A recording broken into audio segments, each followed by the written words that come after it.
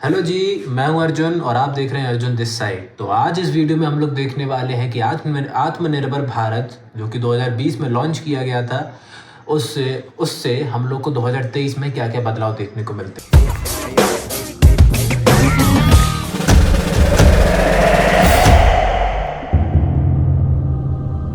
Topic की शुरुआत करते हैं ये जानने से कि आत्मनिर्भर भारत स्कीम की शुरुआत कैसे हुई। The foundation of Aatmanirbhar Bharat led by our prime minister Narendra Modi on 12th May 2020 with a comprehensive package of 20 lakh crores which is equivalent to 10% of India's GDP of 2020। इस स्कीम का अनाउंसमेंट हमारी फाइनेंस मिनिस्टर निर्मला सीतारमन ने corona काल में आए हुए economic crisis के चलते उनसे डील करने के लिए किया था। आत्मनिर्भर भारत और self reliant India, make in India की वजह से पूरे देश में वोकल फॉर लोकल के नारे लग रहे थे। कोरोना काल में आए हुए इकोनॉमिक क्राइसिस के चलते 2020 में मानना तो पड़ेगा कि मोदी जी ने बहुत अच्छा विजन रखा था जीडीपी को वापस ऑन ट्रैक और उससे ऊपर ले जाने का, वरना तो कुछ लोग आलू से सोना बनाने में लगे हुए थे उस टाइम। मस्त जोक मारा रे, ये हंस रे हलकट हंस। सॉरी। आत्मनिर्भर भारत की ये भव्य इमारत 5 पिलर्स पर खड़ी होगी। 5 सेक्टर्स पर सबसे ज्यादा ध्यान दिया गया, जिससे कि वो इस स्कीम के 5 पिलर्स कहलाने लगे। वो थे economy, infrastructure, system, demand and demography. देखते हैं कि कितनी फिजूल खर्ची, कट कर देना प्लीज इसे, कितना निवेश हुआ और उन अनाउंसमेंट्स में जो कि मिनिस्टर ऑफ फाइनेंस ने 13 से 17 मई के बीच में कही थी। Problem if I speak? There's nothing about warring here. There's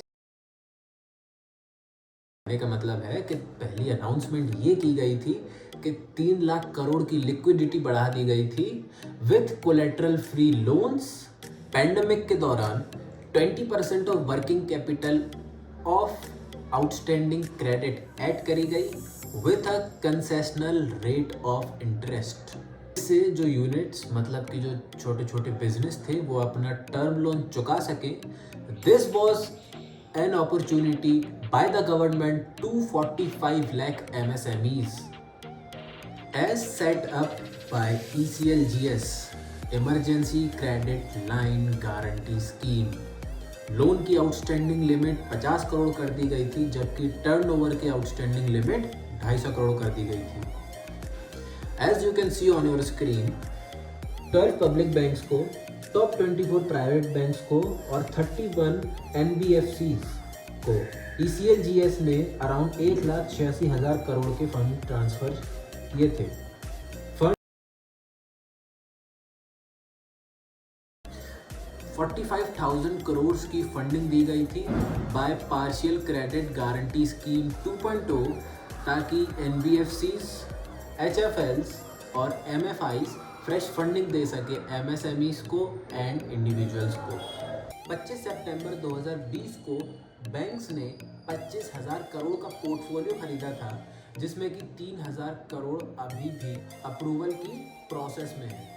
3,000 crore की एडिशनल फंडिंग ऐड करी गई थी बाय नाबार्ड। 1,500 करोड़ की फंडिंग गवर्नमेंट ने मुद्रा शिशु लोन्स को दी थी इंटरेस्ट पर।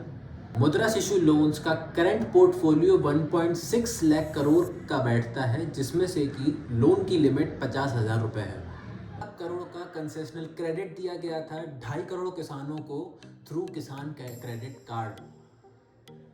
सूत्रों से ये बताना चाहता हूँ कि किसान क्रेडिट कार्ड के थ्रू 3 लाख का क्रॉप लोन ले सकते हैं विद 7% इंटरेस्ट। इस पर देख सकते हैं कि कितना लोन सैंक्शन किया गया था किसान क्रेडिट कार्ड के थ्रू।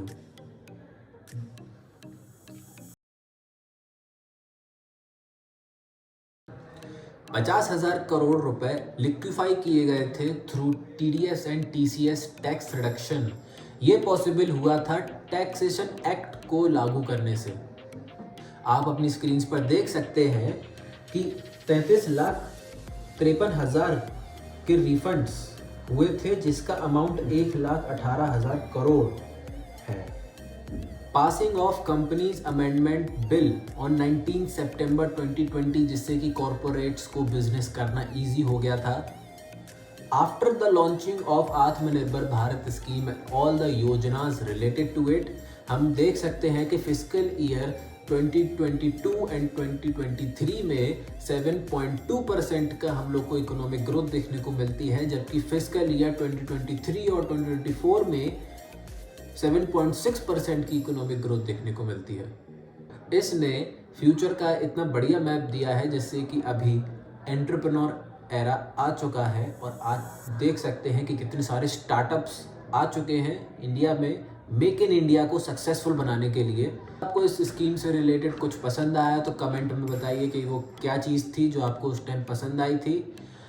इस वीडियो के लिए बस इतना ही, मिलते हैं आपको अगले वीडियो में, तब तक के लिए बाय बाय।